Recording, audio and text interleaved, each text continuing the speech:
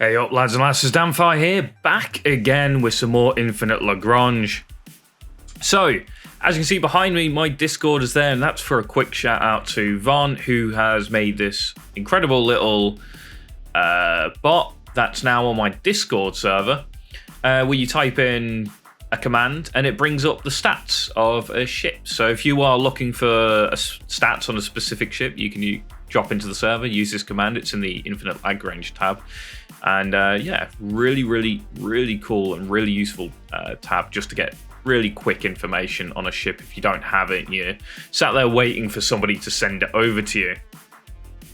Today though, we are looking at updating the rankings. So today I'm going to start off with the Frigate rankings, and then over the next few days I'm going to try and rapidly get these out to you guys.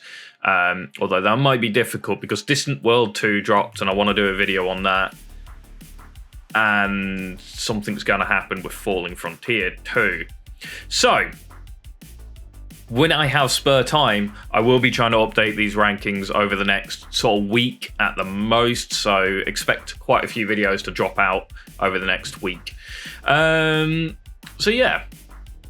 Without further ado, let's jump into that and let's update the ranking of the frigates.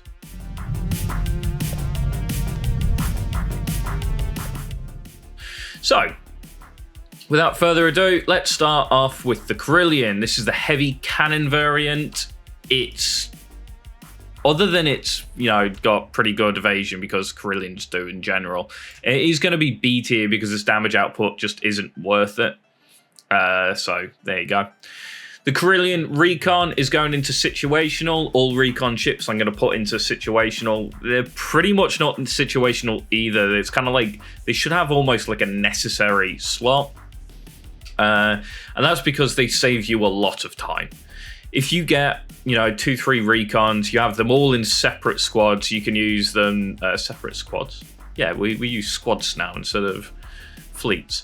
If you put them into separate fleets, you can, run your recon off and then warp your main fleet over to it. And it will save you a lot of time, especially when you get into the big heavy ships like the battle cruisers and the carriers, ST-59, solar whales, even some of the cruisers are just slow. So recons will be really important. So yeah, I should maybe have made a category that was just like necessary. And you just all the recons go into there basically. We then look at the Carillion Special. Now, this is S tier. It is absolutely ludicrous. I had this thing tanking 3 people's fleets for 20 minutes. Yeah, it can dodge that much firepower. It's the best tank in the game as far as I'm aware. There is nothing that really competes with it. The ST-59 might have tremendous amounts of armor or energy resistances, but this thing just ignores damage. So, there you go. Really strong. Very useful indeed. FG300 Armored D tier. It's okay. It's better than the FG300 multi-role in my opinion because the extra armor for new players makes it better. But most players in seasons 3 to 5 or even season 2s will have a replacement for the FG300 anyway, so I think it falls off pretty much. Even server 1 there's people with other frigates, so yeah, it literally just falls off instantly as useful in any shape or form. So the FG300 armored is pretty terrible, so is the multi-role, but the recon is situational, actually moves slightly faster than the Carillion recon, so it still has a pretty good use in the one instance of using it as a recon. So there you go. We then come to the toilet. We have the NAA. It's D tier. It just doesn't work. I had another go at it recently, like a week ago, against an NPC pirate fleet, and I pumped a load of XP into it just to max out its AA capability. It just didn't do anything. All it had to shoot down was 4 new lands or something like that. Nope. No, the carriers all died. Everything died before it could even kill a single new land. So yeah, it's pretty tragic. The Siege variant, on the other hand, is... I'm actually going to put it into a situational. So Siege ships are weird. The relatively bad, with an exception of a couple, at doing any damage to fleets whatsoever. The UAVs don't attack things, for example, and stuff like that. But in the cases of you need a very rapid moving fleet, in, frigate fleets are very rapid moving, just to like sneak behind the enemy, get into the nuts and crannies where they're hiding in asteroid belts and things like that, and just knock out their outposts or their advanced mining platforms, means that they're actually worth their weight in gold. End sieges do it as well as the Noma. So definitely worth having a look at. It's, is the Noma better? Is the Meren better? There's no real discussion. They're pretty much equal. They are situational though, because you can run 10 Mer and Nubian siege fleets, and they work. That's all there is to it. If you're just using them to quickly hit and run an outpost, they'll do the job, and they'll do it quite well. And for the CP cost and the cost of building them, do you care if you lose them as well? Probably not. So pretty decent there. We then have the Mer SAA. This is C tier. It sort of semi-works, but it kind of doesn't. It wants to work, and then it doesn't, and then it's all about the rows and stuff like that. And this thing, in the row that it's in, will help kill some fighters off. In general, though, AA on ships in this game just isn't really worth it. We then have the Mer S anti-ship. I'm going to rank this in S tier. It's absolutely pretty damn decent for its CP cost and damage output, especially against cruiser and up fleets, which actually gives it a position in the late game fleets, more so than the early game fleets for certain. But it does give it a nice position, and you'll see people running them. They'll be running mixed fleets with destroyer, frigate, cruiser fleets, and you'll quite commonly see the Mer S anti-ship variant, at least, within those fleets, and it does pretty well. It's not cruiser level of damage, but it is a frigate, so it's fast. It's also back row, which is really helpful, so it can just stay the hell away from everything trying to kill it a little bit. We then have the Mer S missile variant. I'm ranking this in C tier. It's terrible. I tried it a little bit. Okay, it's indirect fire. That does help it out a little bit, so it can ignore Carillion special front lines a little bit, but its damage output's just pretty tragic, and there are just way, way better things you can be running. The Mer T AA is D tier, because it's outranked by the energy variant, which is also AA, so there's no point running the AA variant.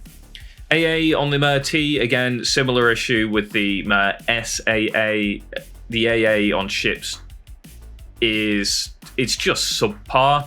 I've been writing up a big list of things that need to change within the game, and AA on ships is one of them. Because, it's pretty tragic that the AA on ships just doesn't seem to do the AA role it's intended for at all. And AA dedicated ships like these three that we got here, the Meren AA, the Mer T AA, the Mer SAA, just don't seem to work at all. I think if it's an AA dedicated ship, it should have fleet-wide, and I think it should have slightly better hit rates against those fighters to make up for the lack of its damage in the first place. Even the damage is usually so low on these ships that they can't knock out fighters particularly quickly. You have the Mer T integrated. I'm going to rank that C tier. It's pretty much the same as a Mer S missile. So yeah, it's okay. It can do okay. It's not amazing though. I've managed to mess up this one. I believe this is the Noma AA, and that will also go into D tier because it's not particularly good. Yeah, I messed up the putting the names and stuff on here. So when you put them in here and then you put it into tier maker, it just like cuts down on the side. So I try to move everything into the middle so it's all visible for you guys. We then have the Noma Siege, which is going into situational. Again, it's pretty decent. A full fleet of these makes short work of outposts. You can have a full fleet of Merets and Nomas, and that's a lot of siege damage output. And yeah, they're relatively fast for frigates. So you can get them into position and knocking on outposts faster than most enemies can notice or anticipate. And then potentially, use your damage fleet to block off whatever fleet's trying to kill off the outpost, and then you've won, because the outpost will die and his fleet will be forced to retreat. So, siege ships, really quite good. Noma support, I rank these in S tier. So, in the terms of support ships, there's only 2 that we really look at. There are 4. You have the Tundra, the Guardian, the Noma, and the Ceres. Now, the Noma support is very efficient because of its CP cost, its cost to replace, its build costs and stuff like that. And that's why I rank it S tier. I rank it actually on par with the Ceres. The Ceres has higher healing output, but it costs more and it's more CP, so it's more difficult to try and build a fleet and get your Ceres into it, where you can quite often fit 5 Noma or something into a fleet and it gives you a little bit of sustain. So I do rank the Noma pretty high here for the support, but I think it's definitely worth it in my opinion. The Noma series on par, and for different reasons though. We have the Reliant Energy Torp. Now, this is where we're getting into some pretty serious amount of damage output. And the Energy Reliant is one of those ships. It's energy-based damage. It's a big torp. It's not cluster like it is with the anti-ship or stealth. And it quite happily just chunks things apart. So yeah, the energy variant of the Reliant, very, very strong. The base Reliant, the anti-ship version, is okay. It's a B tier. Its damage isn't particularly great. Its damage isn't bad though, and it has got some decent evasion capabilities on its own. We then look at the Reliant Stealth, and I'm also going to put this into S tier. It's got increased damage against battle cruisers as a strategy. It has 70% dodge rate against direct fires weapons, and even higher versus guided and indirect fire weapons, meaning its survivability is pretty high, and it will be outputting its damage for quite a good while in your fleet. Highly recommend them if you've got them. The mix of Carillion Special with Reliant Stealth is the most aggravating thing to try and kill I've ever seen in the game, especially if you're running. I run a lot of SD-59s. It's my only battle cruiser I've got any good modules for. If I come into a Carillion Reliant fleet, I literally just slam my head into the desk and hit the retreat button instantly, because they can't kill me, but I'm not going to be able to kill them ever. So yeah, Reliant Stealth, really quite decent.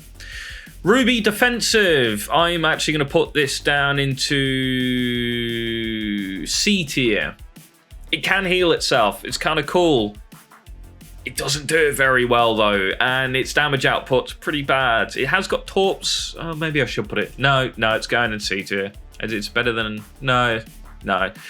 It's going in C tier. I've been testing it, and I didn't have the Ion version at all, so I put loads of TP into this. I had it maxed, and I ran this into fleets, and yeah, it just doesn't do the job the Carillion can do, or even the Stealth Reliant for that matter. It just can't tank. Even though it has the capability of healing itself, it just doesn't seem to heal itself enough to keep up with damage output and enemy fleets, and they just drop. So unfortunately, I am going to rank that C tier. Again, its damage output itself is pretty terrible. The Railgun version though, I will rank in B tier. It's a pretty solid frigate. It's got, everything the bonus frigates have. It's got great speed and stuff like that. It's got pretty decent output for a frigate, damage output for a frigate, and yeah, it does pretty well. We then have the Ruby Ion Cannon. Now, this thing is an absolute beast, and it remains in my late game fleets all the way. Like, I build them at the very start of the game. The first thing I do at the start of the game, delete the FG300s they give you, build a couple of Ruby Ions, and then I'll sit there. Those ruby ions will be replaced if they die at any point, and they're in my late game fleets all the way through the game. They have fantastic damage output. They can hit battle cruisers as well as carriers and everything for full damage output. And yeah, they just hurt like a lot. Something really odd to note as well, it's got 2 strategies.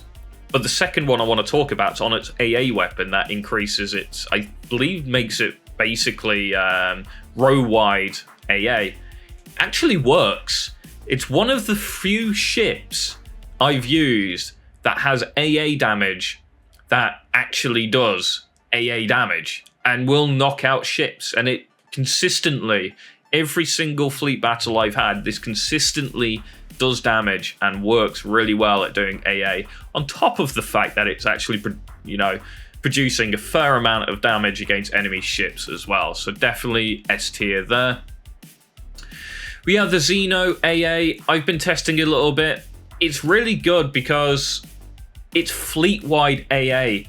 So it is actually getting its AA damage out. Unfortunately, the damage is a little bit on the low side. So do check them out. I do recommend them. If you've got a fleet and you've got a bit of space and you need some AA coverage, the Xeno will do it. And if you've got 10 of them, they do all right. They will kill several enemy fighters and bombers off, pretty well. But again, I think its damage needs to be buffed a little bit to make it a little bit more viable, and then it'll be absolutely fantastic, even A tier to S tier. Again, it's the only ship in the game, I believe, that has fleet-wide AA. So, pretty damn decent there. The Xeno Special, the only thing that I've seen outdamage Ruby ion cannons are my Xenos. So, there you go. It is horrendously squidgy. You need frigates in front of it, and sometimes Tauruses and stuff like that in front of it to keep the thing alive. It might be back row, but because I believe it may class as a carrier, anything that has the attack carriers first buff, target these Xenos, and they are squidgy. They die so damn fast. But if you can keep them around with, the right setup, Carillion's out in front, maybe Reliot's out as well, and Rubies, your Xeno will stick around and they will outdamage. Hell, I've seen them outdamaging cruisers on cases, and it is just absolutely fantastic. So, there we go. That's it for this tier list update. Hope you've all enjoyed. Hope you found this useful when you're building your fleets to know what you're looking for. This will be uploaded onto the Tier Maker website, and I will leave a link in the description below so you can come and have a look at this. With the, the names and all the stuff on place, it's very quick and easy to read. I'll also be leaving a screenshot on my Discord, so come check that out. Don't forget to check it out for that other... the thing that Von's been doing and increasing, the viability of using Discord to find ship information a little bit easier and stuff like that. So, there we go. Thank you guys for watching. Don't forget to like, comment, and subscribe, and I'll catch you next time.